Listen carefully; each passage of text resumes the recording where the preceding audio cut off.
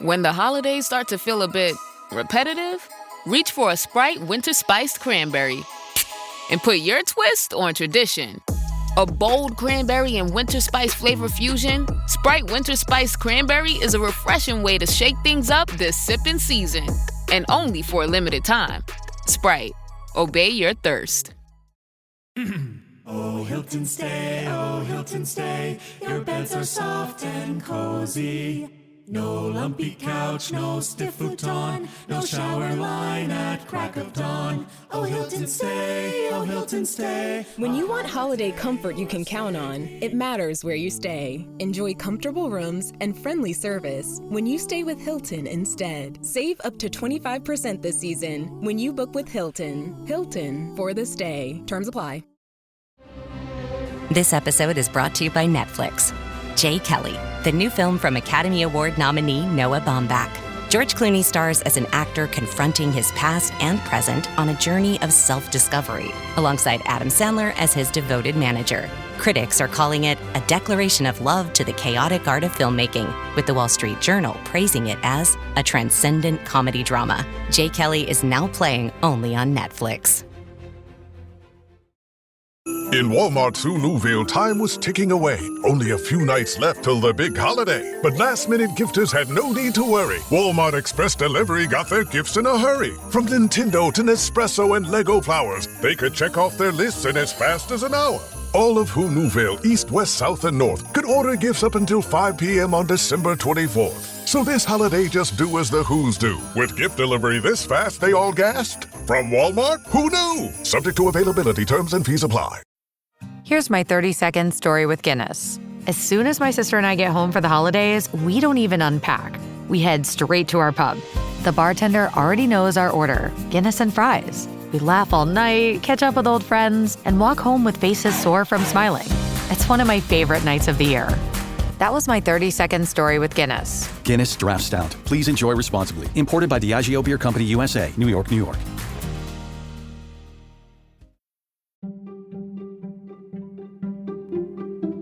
Welcome to the HCI family of podcasts. We're your source for personal, professional, and organizational growth and development.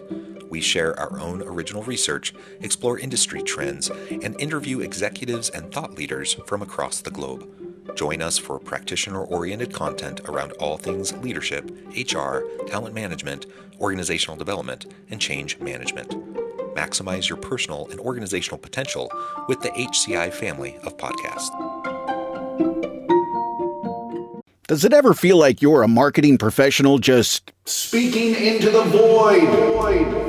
But with LinkedIn ads, you can know you're reaching the right decision makers, a network of 130 million of them, in fact. You can even target buyers by job title, industry, company, seniority, skills, and did I say job title? See how you can avoid the void and reach the right buyers with LinkedIn ads. Spend $250 on your first campaign and get a free $250 credit for the next one. Get started at linkedin.com/campaign. Terms and conditions apply. Meet the computer you can talk to. With Copilot on Windows, working, creating, and collaborating is as easy as talking. Got writer's block? Share your screen with Copilot Vision to help spark inspiration, and use Copilot Voice to have a conversation and brainstorm ideas. Or maybe you need some tech help. With Copilot Vision, Copilot sees what you see. Let Copilot talk you through step-by-step guidance so you can master new apps, games, and skills faster. Try now at windows.com/Copilot. Get Popeye's Scary Good Freddy Fazbear Box with garlic palm tenders and cheesy bites with marinara sauce. Or try the deluxe box with the cupcake cup and a 20-ounce drink and see Five Nights at Freddy's 2, only in theaters. Love that chicken from Popeyes. Limited time at participating U.S. restaurants. Mark Kluger, welcome to the conversation today. Thanks, John. Thanks for having me. It is a pleasure to be with you. You're joining us from New Jersey. I'm south of Salt Lake City in Utah. And today we're going to be talking about performance management issues within the workplace, various workplace dynamics related to that, and how we can leverage it to reduce employer liabilities and really just help everyone in the organization to thrive. As we get started, I wanted to share Mark's bio with everybody. Mark Kluger practices exclusively in the area of labor and employment law on behalf of employers for 10 years before founding Kluger Heeley, LLC. He was chairman of the Labor and Employment Department of one of New Jersey's oldest law firms. Mark is a frequent speaker and writer on sexual harassment and discrimination avoidance, workplace diversity, performance management, union avoidance, and a myriad of other employment-related subjects, and regularly conducts training sessions for employers on these critical topics. In addition, Mark has extensive experience in counseling employers on issues involving discipline and discharge, reductions in force, mergers and acquisitions, compliance with wage and hour, disability, COBRA, and family and medical leave laws. And there's a whole lot more I could share about Mark, but I'm going to pause there. And Mark, anything you would like to highlight before we dive on into the conversation? I think that's plenty, John. More than enough. All right. It's so fascinating. The employment and labor law landscape is complicated, ever evolving.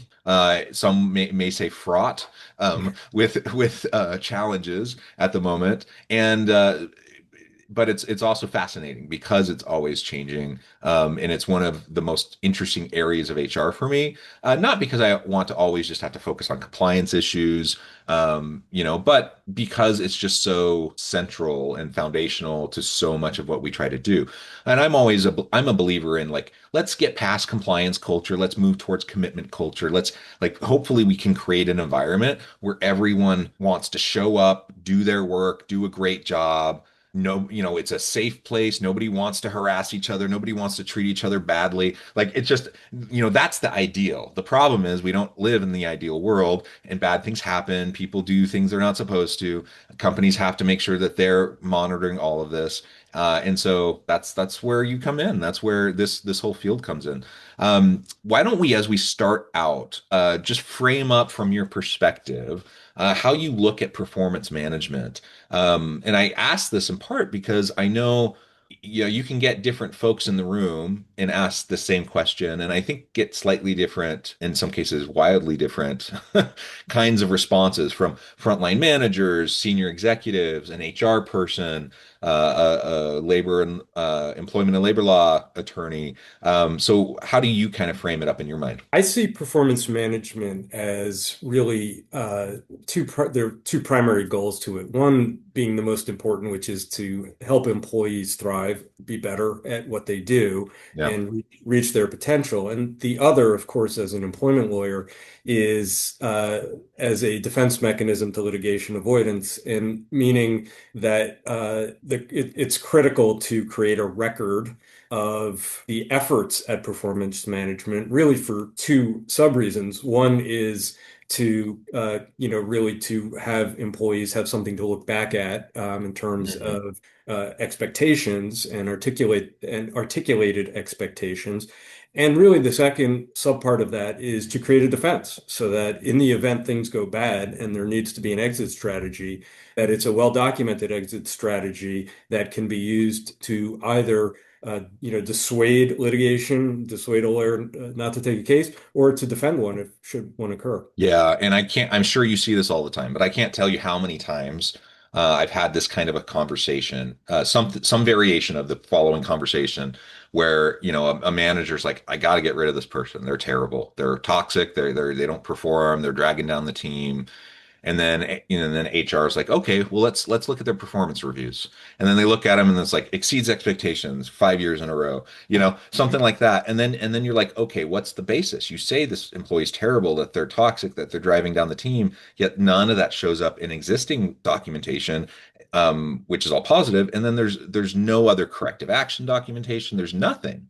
There's no basis. And at that point, it's kind of like, I know managers get upset and they're like, well, HR won't let me fire this bad person. I'm like, it's kind of your fault because you didn't actually do the normal stuff. Now, in an ideal world, again, coming back to ideals, and we're not always in an ideal world, but in an ideal world, a good manager and a good leader should be developing their people. And so when you notice a problem, if you notice bad behavior, or someone is not following policy, or their just performance isn't up to par, you coach them and mentor them and get them the training, and you help them. And a lot of times folks will improve, with good, a good structured performance improvement plan and a genuine desire to help them improve. A lot of people want to do good at their jobs. Like I don't know many people who wake up thinking I just want to like skate by and do nothing and I don't want to do well. Most people do.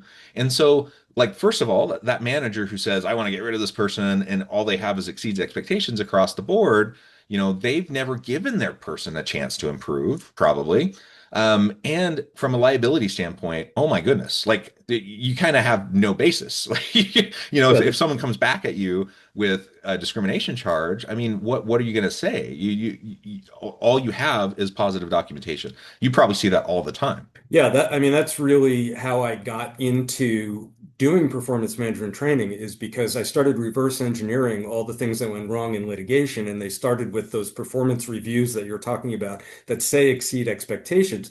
And I started realizing that the reason that happens is human nature. It's because if you approach performance management from a conflict avoidance standpoint, which is what most of us do as just natural, do you wake up in the morning and say, I want to have a confrontation with this employee today? Do you want, it's just aggravating, right? So people write the things that will avoid conflict, and that's how they go about their performance management as well. What happens is in that conversation that you're talking about that happens about, I want to fire this person today, those are always Friday at 5 o'clock, right? You can ask any any management defense lawyer, they'll tell you, employment lawyer that is, that they get calls like that, and HR gets them too, 5 o'clock on Friday, because the employer or the manager is saying, I don't want to see this person Monday morning, get them out of my life. And then, as you said, we look at the documentation.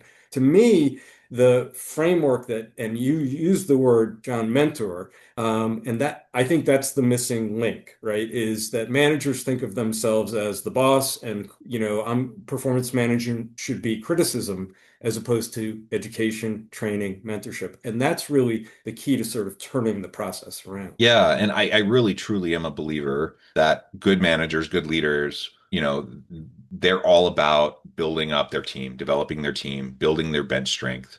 And and I know that that's hard. Like, sometimes people say, oh, that's too soft. You have to be stronger. You have to be, more in people's faces to get them to perform or whatever. And I suppose it depends on the job. It depends on the industry. It depends on the type of people. Everyone's a little bit different, but generally speaking, most people, perform better and want to be part of a company and part of a job, part of a team when they feel supported, when they feel encouraged, when they feel like they have opportunities for growth, and when their boss understands them and helps them to achieve their potential. That is the environment where most people tend to thrive the best. And so good leaders, your number one job. I mean, yes, you have to like meet your KPIs and you have to like make sure that you staff and you like all the kind of nitty gritty day-to-day stuff. But too many leaders get caught up in only the day-to-day stuff and putting out fires, and they don't do the real work of leadership, which is building that team and that camaraderie and the culture and the support mechanisms around people to help them to achieve and to perform at their highest level. That is, if you're looking at sports, it's easy to see that, right? Like, of course, that's what you want good coaches, good managers to be able to do.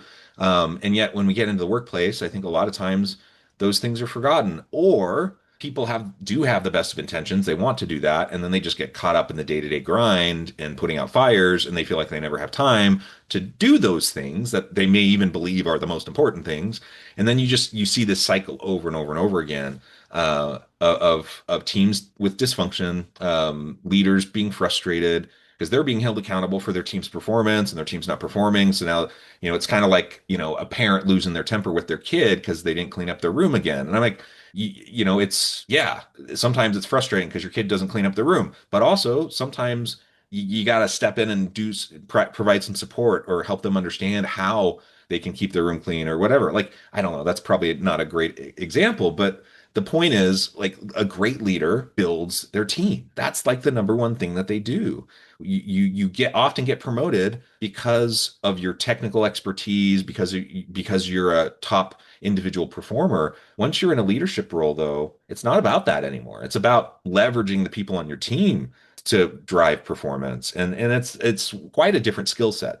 And a lot of people really struggle despite what may be the best of intentions. Right. Well, because people, as you said, become managers because they're good at the job. That doesn't mean they know how to manage people. And that's, as you said, a completely different skill set. And I have found over time that some people just aren't cut out for it, obviously, and that is, their boss's job to figure out whether they're capable of that. But I also think that a good leader and one who does performance management well has to be introspective about their own expectations and whether they actually articulate them. I think we all have in our heads, we know how to do the job, and intuitively they should know how to do the job because I know how to do the job, and they must know what I want because it's obvious what I want. And that's what people are too often, managers are too often not introspective about. Did I actually articulate for the employee what I expect of them? And the other thing that I've found over time in doing performance management training is it's important to recognize, we learned, when I went to school, probably when you went to school, the teacher stood in the front of the classroom, we all sat in rows, the teacher talked, we wrote it down, we listened, right? Yeah. Well, over time, education has evolved into, recognizing that people learn differently and, that the style of teaching has, as a result, changed. Well, the same is true in the workplace. Not all of us learn the job skills the same way, and bosses have to understand that sometimes people need to see it demonstrated. Sometimes people need to see instructions in writing. Sometimes people need to see a video in order for it to sink in. And you can, stand in front of the room and yell at the employee all day. If they're not getting it, they're not getting it. Maybe you need to try a different approach. And I can tell you one anecdotally, I've done training in police departments, management training for police officers. And I had one cop who was a lieutenant or captain. He stood up and he was really great about this. He said, listen, I get that this is not the thing, but I grew up in a military family. My dad was a Marine. My grandfather was a Marine. I was a Marine. He said, I learn great when people yell at me, Yeah. And he said, I know that's not what I'm supposed to do as a leader, but I learned that way, but he understood that he needed to adapt his style to those people who he commanded. And the same is true really at any level of management is you got to be heard. And if you're not heard, it's really not worth communicating. So if you're not getting through to an employee, maybe you need to take a step back and say, am I approaching it correctly before we get into the exit strategy? But going back, John, all of those steps need to be documented so that we can demonstrate that we gave the employee a chance to succeed. Yeah, absolutely. And being able, as you mentioned, being able to really articulate expectations, that sounds obvious. It sounds like it might be easy. It's anything but. And in part because, like you said, sometimes we're not introspective enough. Communication styles, whatever. It could be a whole variety of things. But in my experience, most leaders just under communicate. They kind of just expect people to read their minds, or like you said, they know how to do it, and so of course everyone else knows how to do it. So when someone else doesn't do it the right way, instead of it just being, oh, they don't know how to do it, it's like, oh, they're being lazy, they're on purpose not doing it the way they're supposed to. And again, yes, are some people lazy? Yes. Do some people intentionally perform poorly or just don't care, they're apathetic? Yes. But most people, want to do a good job. And so to start with the assumption that they're an idiot or they're, lazy or malicious in some way is just not helpful. And usually it comes back to you just didn't communicate enough. You may, I send an email to everybody telling them what to do. I'm like, good for you. Like sending an email. Do you read all your emails thoroughly and fully comprehend everything? Like you have to usually repeat things over and over again. And I know that's annoying, but it's also just part of the deal. And it's part of human nature. Like we got to hear things multiple times, especially if it's a change. Because our muscle memory, our habits will just take us towards what we used to do, even when our intention is to change it up. And so, yes, I think a lot of leaders just are not great communicators or not as much as they need to be. They fall into the trap of thinking, oh, I said it once in one meeting And so therefore everyone should know, or even if they didn't say it to this particular team, I said it to their boss in a meeting once, therefore they should have trickled it down, and now people, it's on them. I'm like, no, it's really not on them. Like it's really on you. And so you just have to be super intentional. I've also noticed, and it's a cultural thing. Maybe it depends on different regions, different locations are different. But people trying to be nice, conflict avoidance, can also lead to passive aggression, And so people will sometimes be quite passive aggressive in how they're dealing with an employee that they see as a problem employee, instead of being clear, instead of being direct. And then they scratch their heads and they get more and more upset and more frustrated because in their minds, they're like, I said something to the person and they didn't do anything about it. And you ask the person, they're like, I never heard anything about it. Someone once vaguely said something and it was kind of tangentially related. In the mind of the manager, they were clear. In the mind of the person, there was no clarity. And that happens all the time too. So the documentation, yes, it helps with the liability piece, and it helps organizations avoid litigation and such. But it also just helps clarify expectations. Like, it just helps put it down in writing so everyone on both sides can really understand what's going on. You're not trying to read people's minds. You're not trying to guess what people were thinking, or try to have a perfect memory of like how a conversation went weeks or months later. It's there, it's in writing. Now you can refer back to it, and it's protection. It's protection for the employee, it's protection for the employer. And so we just need to be much better communicators when it comes to performance coaching, performance management, and trying to drive those types of more healthy cultures within a team. Yeah, and that documentation is also critical because it has to serve as a reminder to the manager as well, to keep revisiting the topic, because you mentioned the analogy to children, and I always think of it the same way, that when a parent stops making something a priority, so what message does that send? And the same is true in managing an employee. When a manager stops revisiting a topic, then I think implicitly employees stop thinking it's important, maybe consciously or subconsciously. They haven't asked me about my timely filing of reports, so I'm gonna maybe it's not important anymore. And I think that may be subliminal, but if a goal is set and it's not revisited several times throughout the year, that goal slips out of the mind of the employee. And so it's incumbent upon the manager to keep whatever those goals are, at the forefront of the employee's mind, and keep coming back to it. And that's why we have evolved from the traditional annual performance review to much more frequent feedback as a methodology of ensuring top performance. Yeah, well, and it's also no wonder that people don't find kind of the traditional annual performance review helpful. No wonder they're often inaccurate, like exceeds expectations for every year for this person that I think is terrible. Because in the traditional kind of annual review, everyone gets slammed at the same time. And especially if you have a lot of people on your team. And so it's like this big chore. Everyone thinks it's dumb. Everyone thinks it doesn't really work or do anything.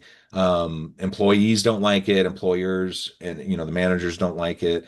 And so inevitably what happens when that's the case? People start going through the motions. They start just filling stuff out, right? And so of course, no wonder you're going to have things that aren't particularly accurate or helpful or useful. And so, yes, the whole world of performance management has shifted dramatically. And I think everyone pretty much knows. I still see organizations that only do the annual, but for the most part, everyone knows and has moved towards implementing more continuous feedback cycles. And it can be formal, a combination of formal, informal, but you have to have more regular communication, more regular feedback cycles. And then you have to do the work of documenting what happens in those. So even if it's an informal coaching or mentoring session with an employee, a good manager should then go back afterwards, summarize what happened in that meeting, maybe even send a follow-up email to their employee saying, hey, thanks for meeting with me. This is what we discussed, blah, blah, blah. Then you have documentation, for it. And it can still be a fairly organic and informal kind of a setting so people don't feel all tense about it. But just getting into the habit of doing that is going to help you be a better manager. You're going to know your people better. It'll help the organization a lot too, and your team. And to go back to what we were talking about earlier about the performance reviews that said exceeds expectations. I think I have seen, and again, I think this is what drove me to do performance management training, was those performance reviews, the annual ones that use those adjectives, those traditional adjectives, where the employer or the manager is sure that they gave a bad review. Why? Because they said satisfactory, which is like a C, right? If you think about A, B, and C, D, from school, right? Satisfactory, is a conflict avoidance technique, right? Because it's like, if you give a fair or poor, you're going to have to explain yourself, right? So if you give satisfactory, okay, that's not good or excellent or exceeds expectations. So in their mind, the manager is giving them a poor grade. But you take a 10-year employee with satisfactory every year for 10 years and put them in front of a jury after they were fired, and they're bringing an age discrimination case, and the jury's going to look in the dictionary and see satisfactory means meeting expectations. That's they did their job.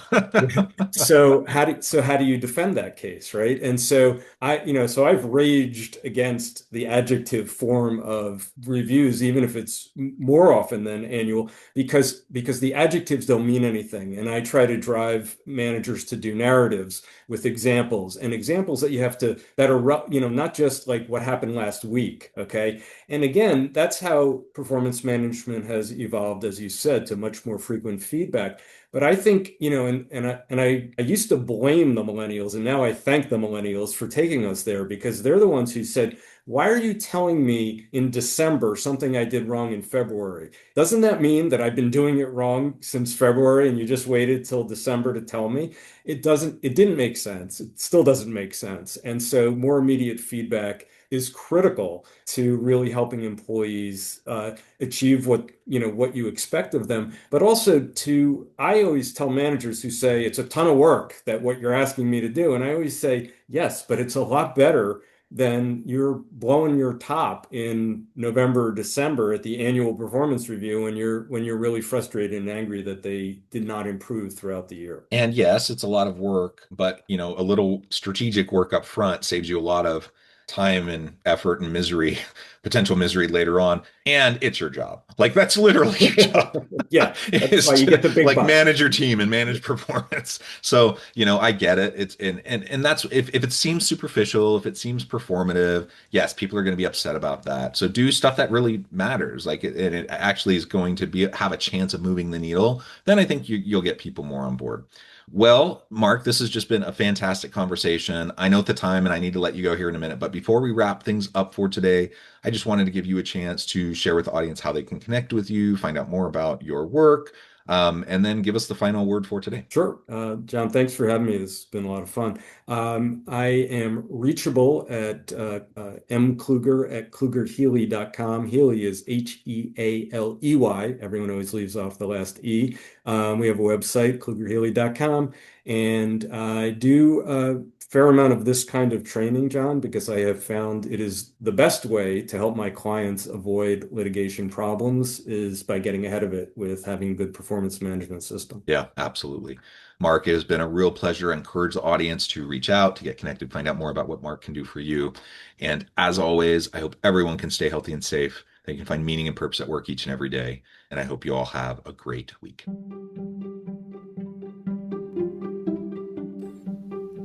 Thanks for joining us for this episode of the podcast. We hope you stay healthy and safe, and please join us again soon.